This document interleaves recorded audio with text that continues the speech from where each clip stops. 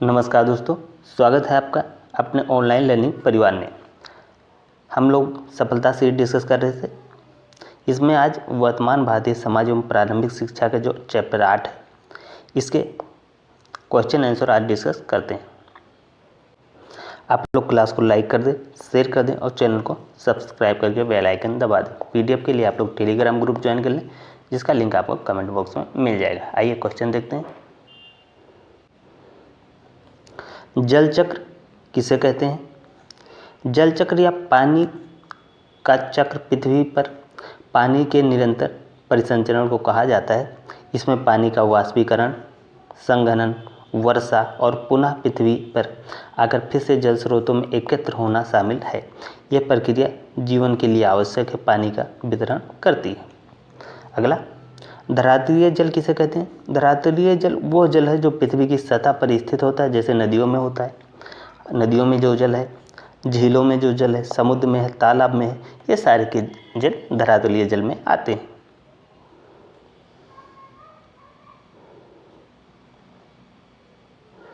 अगला क्वेश्चन,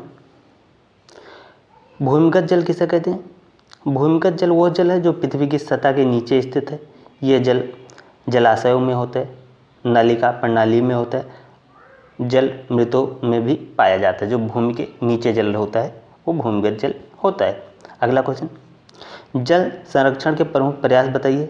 वर्षा जल संरक्षण पहला हो जाएगा। अगला, जल पुनर्चक्रण, जल बचाने के लिए जन जागरूकता अभियान, जल उपयोग में सुधार, पानी की बर्बादी रोकने के लिए सख्त नियम भी होने चाहिए।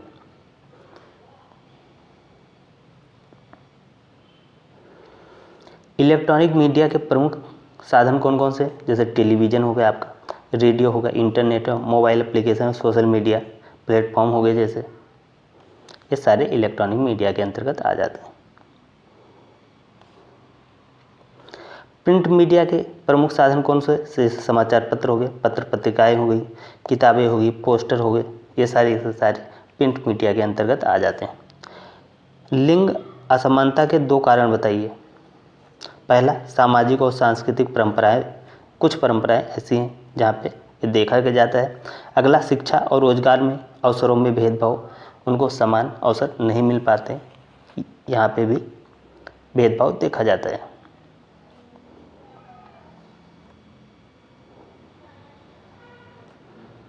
अगला, वैश्वीकरण अंग्रेजी के किस शब्द से बना है?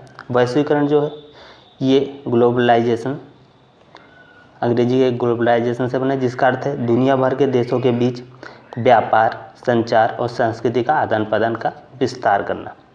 अगला क्वेश्चन, राष्ट्रीय नदी संरक्षण का कार्य योजना क्या है? ये एक सरकारी योजना है जिसका उद्देश्य क्या है? भारत की जो प्रमुख नदियों को प्रदूषण से बचाना है, उनका संरक्षण करना है। इसमें नदियों के पानी की जो गुणवत्ता होती है उसमें सुधार लाना इसका काम होता है। जल के पुनर्चक्रण पर ध्यान देना, पानी की बर्बादी को रोकना, ये सारी चीज़ें इसमें शामिल होती हैं।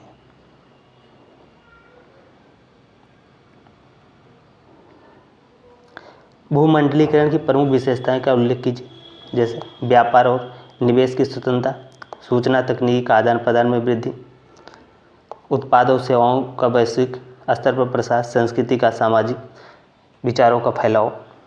अगला, वैश्वीकरण की एक परिभाषा बताइए। वैश्वीकरण वह प्रक्रिया है जिसमें दुनिया भर के देश आर्थिक, सामाजिक, सांस्कृतिक और राजनीतिक रूप से एक दूसरे के साथ जुड़ते हैं। अगला क्वेश्चन देख लेते हैं। मुद्रण सामग्री क्या है? मुद्रण सामग्री वो सामग्री है जिसे किसी भी प्रकार से छापने की विधि द्वारा प्रिंट किया जाता है। जैसे समाचार हो गया, पत्र, समाचार पत्र हो गया, किताबें हो गई, पत्र पत्रिकाएँ हो गई और अन्य लिखित दस्तावेज जो होते हैं, ये सारे मुद्रित सामग्री के अंतर्गत आते हैं।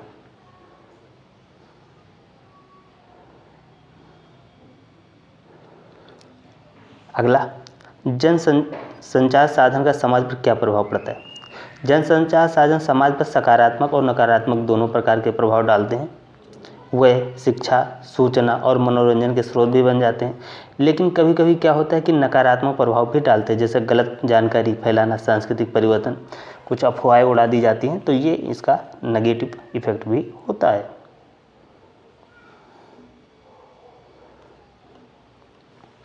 मीडिया के सकारात्मक एवं नकारात्मक प्रभाव लिखिए। सकारात्मक प्रभाव क्या है?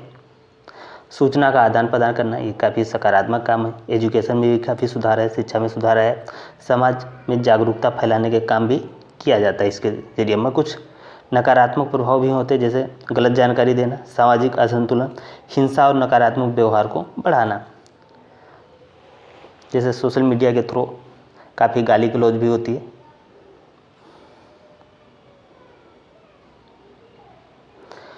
लिंग असमानता के दुष्प्रभाव पर प्रकाश डालिए। लिंग असमानता से महिलाओं की स्थिति कमज़ोर होती है, शिक्षा और रोजगार के अवसर में भेदभाव होता है, महिलाओं की सामाजिक स्थिति में गिरावट आती है। अगला, वैश्वीकरण की आवश्यकता तथा महत्व बताइए। वैश्वीकरण की आवश्यकता क्यों है? क्योंकि यह देश के बीच व्यापार, सूचना और संस्कृति का आदान प्रदान को बढ़ावा देता है, जिससे विकास को और समृद्धि की संभावना बहुत बढ़ती है। यह तकनीकी, आर्थिक और सांस्कृतिक संबंधों को काफ़ी घनिष्ठ और मजबूत बनाने का काम करता है। अगला, जलवायु परिवर्तन पर IPCC रिपोर्ट का उल्लेख लिखिए। तो ये आपका IPCC के अनुसार जलवायु परिवर्तन मानवीय गतिविधियों जैसे वनों की कटाई और कार्बन उत्सर्जन के कारण हो रहा है। यह वैश्विक तापमान में वृद्धि, समुद्र स्तर में वृद्धि और जलवायु में बदलाव की चेतावनी होता है।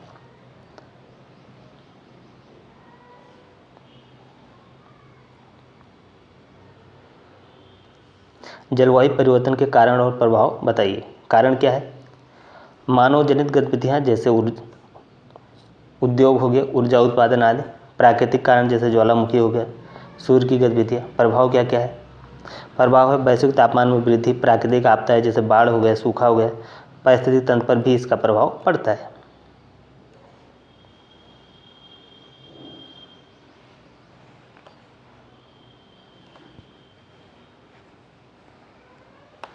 ग्लोबल वार्मिंग किसे कहते हैं? ग्लोबल वार्मिंग के कारण भी बताने हैं। ग्लोबल वार्मिंग वह प्रक्रिया है जिसमें पृथ्वी का औसत तापमान बढ़ जाता है।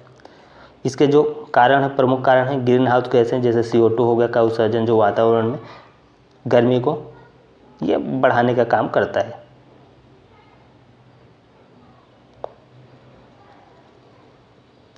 गर्मी को, तापमान को ये क्या करता है? बढ़ा देता है। ऊर्जा संरक्षण एवं भूमि संरक्षण से आपका क्या अभिप्राय है? ऊर्जा संरक्षण, ऊर्जा के उपयोग में सुधार, ऊर्जा बचत करना और नवीनीकरण स्रोतों का प्रयोग करना। भूमि संरक्षण का मतलब भूमि की गुणवत्ता को बनाए रखना, मृदा अपरदन को रोकना और वनस्पति और वन संसाधनों की रक्षा करना। ये सारे इसके अंतर्गत आ जाते हैं।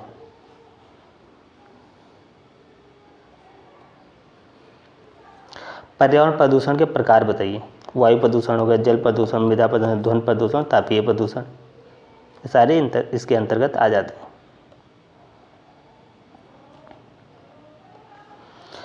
पर्यावरण संरक्षण क्या है?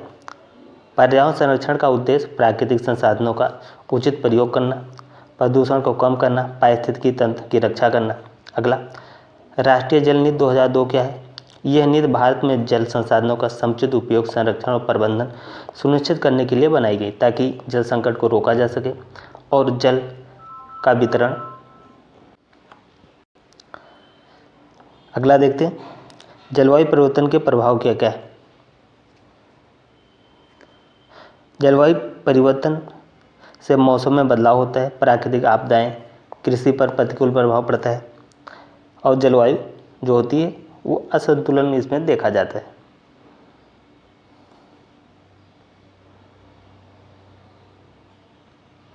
अगला, भूमंडलीकरण के संप्रत्यय को स्पष्ट कीजिए, इसके प्रमुख लाभ बताइए एवं हानियां समझाइए। भूमंडलीकरण का जो एक वैश्विक प्रक्रिया है, ये एक वैश्विक प्रक्रिया है जिसमें देशों के बीच व्यापार होता है, संस्कृति और तकनीकों का क्या कहते हैं हम आदान प्रदान करते हैं।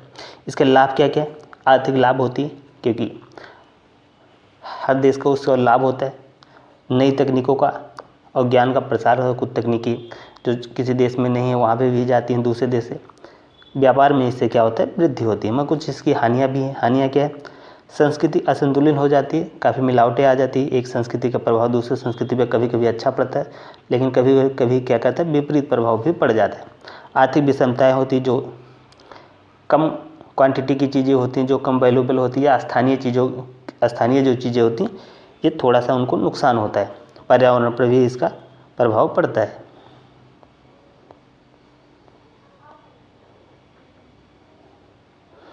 तो आप लोग कमेंट करके बताइएगा ये क्लास आपको कैसी लगी।